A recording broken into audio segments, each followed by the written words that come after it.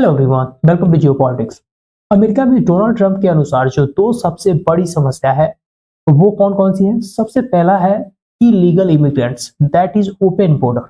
Second number पे क्या है? सेकेंड नंबर पे है न्यू ड्रग कल्चर। तो सबसे पहले समझते हैं कि इलीगल इमिग्रेंट्स जो है वो अमेरिका में समस्या कैसे है। क्योंकि कुछ लोगों का मानना ये है कि जो इलीगल इमिग्रेंट्स होते हैं वो एक तरह से चीपर लेबर की तरह काम करते हैं, जो इकोनॉमी के लिए बहुत अच्छा होता है।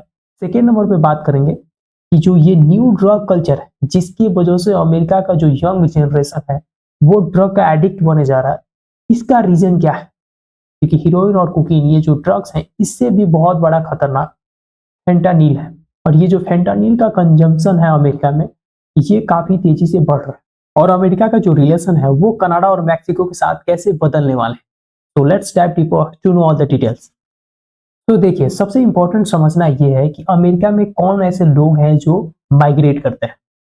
तो देखिए, तीन तरह के लोग होते हैं जो अमेरिका को माइग्रेट करते हैं। सबसे फर्स्ट नंबर पे कौन होते हैं? जो लीगली माइग्रेट करते हैं, जिन्हें जॉब चाहिए, जॉब सीकर्स। उनके पास प्रॉपर डॉक्यूमेंट्स होता है, उनके पास प्रॉपर स्किल होता है, फिर वो लोग क्या करते हैं, माइग्रेट करते हैं अमेरिका में ताकि वो एक बेटर जॉब कर पाए।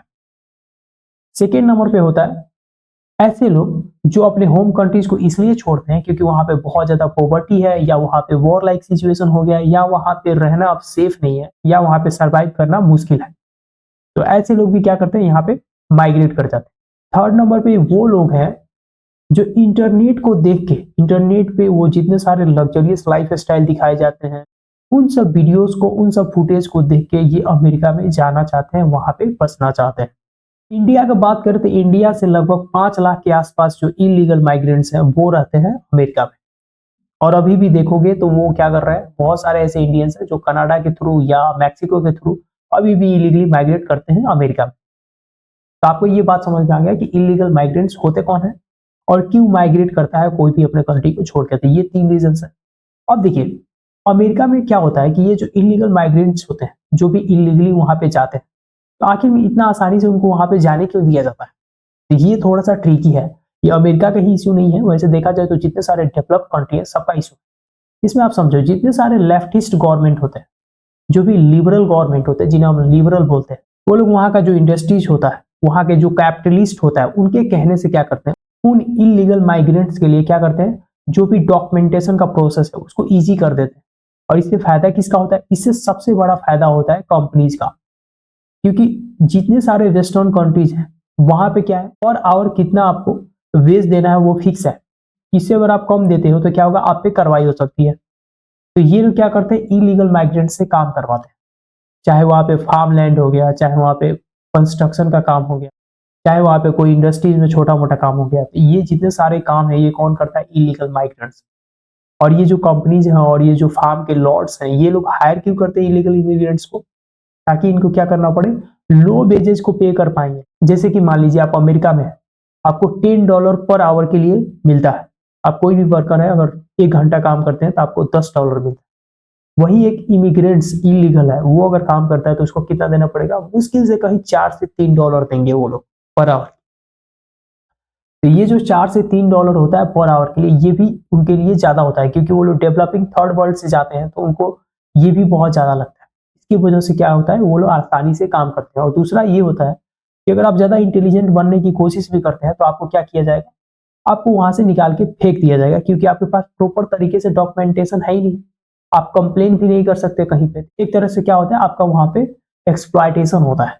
और यही रीजन है जिसकी वजह से जितने सारे लेफ्ट गवर्नमेंट है, जितने सारे लिबरल गवर्नमेंट है, इन लोगों को वहां पे क्या करती है, अलाउ करती है, ताकि जो भी वहां पे कंपनीज है वो क्या करें, आसानी से चीप लेबर को हायर करें और अपने प्रॉफिट को मैक्सिमाइज करें। और फ्यूचर में क्या करती है, वही प्रॉफिट का एक थोड़ा सा बड़ा सा टुकड़ा जो होता है, चंक जो होता है, वो गवर्नमेंट को दे देती है। तो गवर्नमेंट आसानी से क्या बोलती है कि यस, मेरा जो कंट्री है बहुत ओपन है, लिबरल है, and we support openness in the world. तो ये जो नौटंकी है ये लोग करते रहते हैं। बट इसकी वजह से क्या होता है, इसकी वजह से ये होता है कि जो नेटिव लोग होते हैं, जो वहाँ के सिटीजन्स होते हैं, उन पे बहुत बड़ा असर पड़ता है। सबसे पहला असर ये होता है कि उनका जो कल्चर होता है वो धीरे धीरे गायब होने लगता है। सेकेंड होता है कि उनका जो जॉब है वो भी जाने लगता है। थर्ड ये होता है कि मान लीजिए इलीगल माइग्रेंट्स जो है वो उतना एजुकेटेड भी नहीं होते। मैं बताया हूँ जरूरी नहीं है जो इलीगली माइग्रेट कर रहा है वो हमेशा बेटर लाइफ स्टाइल की नहीं है कर रहा। बहुत सारे ऐसे भी लोग होते हैं अपने कंट्री से इसलिए भाग जाते हैं क्योंकि वो अपने यहाँ क्राइम करके आते हैं। तो उनके जो होम कंट्रीज होते हैं, वहाँ की जो पुलिस है, वहाँ की जो गवर्नमेंट है, इनको खोज रही होती है, तो ये लोग भाग जाते हैं। तो ये लोग, ऐसे लोग यहाँ पे आएंगे तो क्या करेंगे, क्राइम को बढ़ावा देंगे। और ये जो बात है ये ट्रम्प को पता है। तो ट्रम्प का कहना ये है, जो भी ये इलीगल इमिग्रेंट्स जो भी 13.7 मिलियन लोग हैं, इनको जैसे मैं ऑफिस एज्यूम करूंगा, इनको डिपोर्ट करना शुरू करूंगा। और आपको याद ही होगा, मैंने वीडियो भी बनाया था कि ट्रम्प का कहना यह है कि जो भी मैक्सिको है और जो भी कनाडा है, इनके ऊपर क्या लगाएंगे, 25% का टैरिफ लगाएंगे। और आप जान के हैरान हो जाओगे कि जितना ज्यादा क्रिमिनल्स मैक्सिको से नहीं आते हैं, उतना ज्यादा क्रिमिनल्स आते हैं कनाडा से यूएसए में। और ये मैं नहीं बोल रहा हूँ, ये डाटा बोल रहा है। आप यहाँ पे डाटा देख सकते हो US customs and border protection का। आप यहाँ पे देखो 2022 से लेकर 2024 के बीच में कितने ऐसे लोग अरेस्ट किए गए हैं बॉर्डर पे जो क्रिमिनल रिकॉर्ड वाले थे। 1161 कैनेडियन बॉर्डर पे अरेस्ट किए गए। तो इससे ये पता चलता है कि कनाडा जो है बहुत ही इजीली एक्सेसिबल है किसको, टेररिस्ट को। वैसे तो हम इंडियंस जानते ही हैं कि जो कनाडा है आज के दिन में वो कैसे टेररिज्म का हब बना है, क्योंकि इंडिया से बेहतर और कोई नहीं जान सकता। लेकिन इंटरेस्टिंग बात यह है कि जैसे इनको पता चला कि 25% का टैरिफ लगने वाला है, तो इन्होंने क्या किया, ट्रम्प के साथ मीटिंग फिक्स करके क्या कहा, बोला कि देखिए अगर आप हमारे साथ ट्रेड बंद कर देंगे तो हमारा जो देश है वो डूब जाएगा।